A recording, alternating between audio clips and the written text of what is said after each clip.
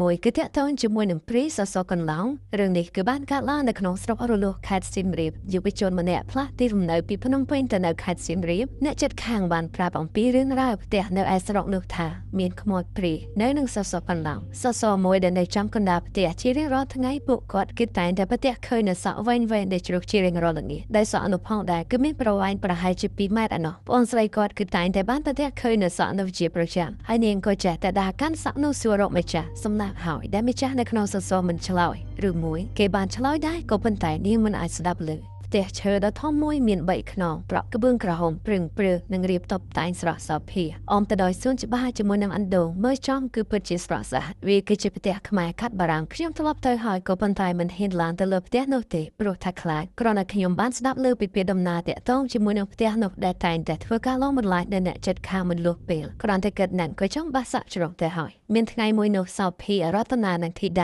ាពួកគេគឺបានរត់លេងទៅភ្លៀងហើយនាំគ្នាឆោនៅត្រង់តោទឹកព្រមទាំងបានដូរវេនគ្នាម្នាក់ម្ដងឲ្យទឹកដែលមាននៅកម្លាំងខ្លាំងធ្លាក់ចុះមកលើខ្នងប្រៀបបានដូចជាការម៉ាស្សាខណៈពេលដែលពួកគេទាំង3កំពុងតែលេងនឹងទឹកភ្លៀងយ៉ាងសប្បាយចិត្តដណ្ដើមគ្នាមួយចុះឡើងស្របគ្នានោះក៏ស្រាប់តែបាត់ទឹកទៅហើយកលេចមើលទៅលើស្រាប់តែបានឃើញនៅដៃមួយដែលមាននៅក្រចកវែងៗនៅត្រង់តោទឹកនោះតែយល់ថាមិនស្រួលពួកគេក៏រាប់ចែកជើងគ្នាព្រាតហើយប្រាប់ចាស់ក៏មិនមានណាម្នាក់មាត់អីដែរក្រែងក្មេងទាំង3នាក់នោះកុហកក្រោយមកឪពុកនិងម្ដាយរបស់ពួកគេនៅចាំផ្ទះទៅ2នាក់ពួកគេត្រូវបងនាំទៅដាស់លេងញ៉ាំស៊ុបរហូតដល់យប់ជ្រៅទៅបានត្រឡប់មកវិញនិយាយតាកាបាននៅទៅ2នាក់លើផ្ទះដូចជាមានអារម្មណ៍ថារៀងរអាលខ្នោះកំពុងតែគេសពក៏ស្រាប់តែដូចជាមានគេកេះជើងដោយសារបែបនេះតាក៏ចាប់ផ្ដើមខឹងយេវិញក៏ខឹងតាដូចគ្នាតែមិនមាត់ទេមិនដឹងថាលេងសើចឬមួយក៏កេះធ្វើអីស្មាននេះហើយមួយសន្ទុះក្រោយមកក៏បានលឺនៅសំឡេងមនុស្សរុះរើចានឆ្នាំពួកគាត់ក៏បានទៅមើលតែដូចជាមិនបានឃើញអ្វីនោះទេកាលបើដូចនេះគាត់គិតថាជាកណ្ដុរតែបន្ទាប់ពីទៅគេងវិញហើយមិនទាន់បិទភ្នែកផ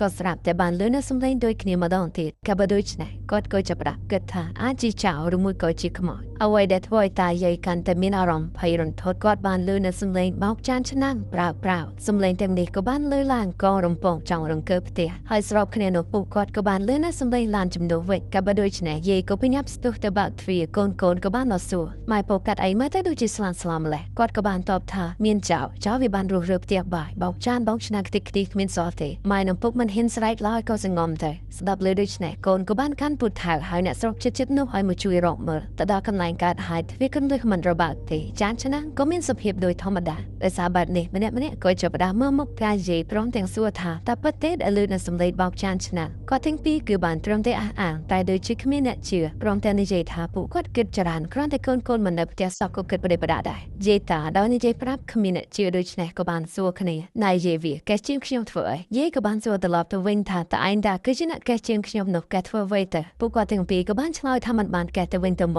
កបន្ទាប់ពីគិតឡើងវិញក៏បានដឹងថាក្រចកដៃមួយនោះគឺពិតជាស្រួយខ្លាំងណាស់កាលបើដូចនេះហើយពួកគាត់ដឹងថាប្រហែលជាខ្មោចឡងហើយមានថ្ងៃមួយដែលជាថ្ងៃត្រង់សម្រាប់ចុងសប្តាហ៍កូនចៅជួបជុំគ្នាញ៉ាំបាយថ្ងៃត្រង់កំពុងតែញ៉ាំជុំគ្នាស្រាប់តែបានលឺនៅសំឡេងចុងពីលើផ្ទះព្រមទាំងលឺនៅសំឡេងរត់តងតារួចហើយក៏លឺនៅសំឡេងទន្ទ្រាំផ្ទះដោយសារបែបនេះគ្រប់គ្នាក៏បានរាប់សមាជិកឃើញថាដូចជាមិនបានបាត់អ្នកណាម្នាក់នោះឡើយចុះតើអ្នកណាគេនៅលើផ្ទះនោះព្រោះថានៅទីនេះគ្មានសមាជិកណាផ្សេងក៏ដូចជាក្មេងខ្មាំងនោះទេដោយសារបែបនេះពួកគេក៏បានដេញគ្នាទៅវិញទៅមកឲ្យឡើងទៅមើលក៏ប៉ុន្តែម្នាក់គឺមិនហ៊ានឡើងទៅទេដូចជាបានជួបញយពេកហើយដោយសារតែមានហេតុភ័យខ្លាចព្រមទាំងសង្ស័យកាលបើដូចនេះគឺមិនមានអ្នកណាម្នាក់ដែលហ៊ានឡើងទៅលើផ្ទះពួកគេក៏បានសម្រេចចិត្តគេនៅខាងក្រោមតែយប់នេះផងដែរគ្មានអ្នកណាដែលអាចគេលូតនោះឡើយនេះរ៉េត្រេរណូយ15កាតស្របពេលដែលអ្នកចិត្តខាងបានបិទភ្លើងលងលូបអស់ទៅហើយនៅឡើយតែក្រុមគ្រួសារពួកគេកំពុងគេនៅក្រោមផ្ទះរំពេចនោះផងដែរក៏ស្រាប់តែបានលឺនៅសំឡេងមនុស្សស្រីម្នាក់សោកយ៉ាងកក្អឹកស្នូជើងដើរទៅវិញទៅមកម្ដងស្ងាត់ម្ដងលឺ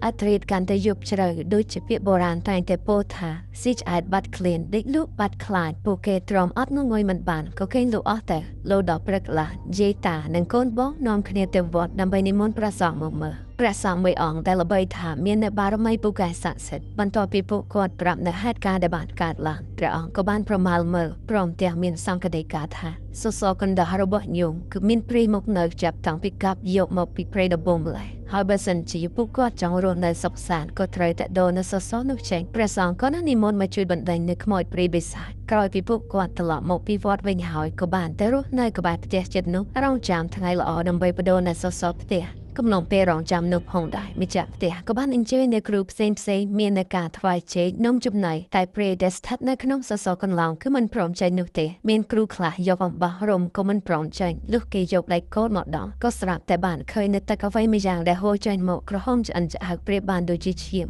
អមដោយសម្លេងស្រែកយ៉ាងគ្រលួចតែអ្នកខ្លះក៏បានស្ដាប់ឮអ្នកខ្លះទៀតក៏មិនបានលើកលែងតែសមាជិកគ្រួសារថ្ងៃកំណត់មកដល់ព្រះសង្ឃក៏បាននិមន្តមកដើម្បីធ្វើនៅពិធីដើម្បីផ្លាស់ប្ដូរនៅសសរកន្លងនោះហើយចាប់តាំងពីបានប្ដូរនៅសសរនោះហើយពួកគេក៏មិនដែលបានប្រទះឃើញនៅរឿងរ៉ាវចុប្លែកអ្វីផ្សេងទៀតនោះដែរ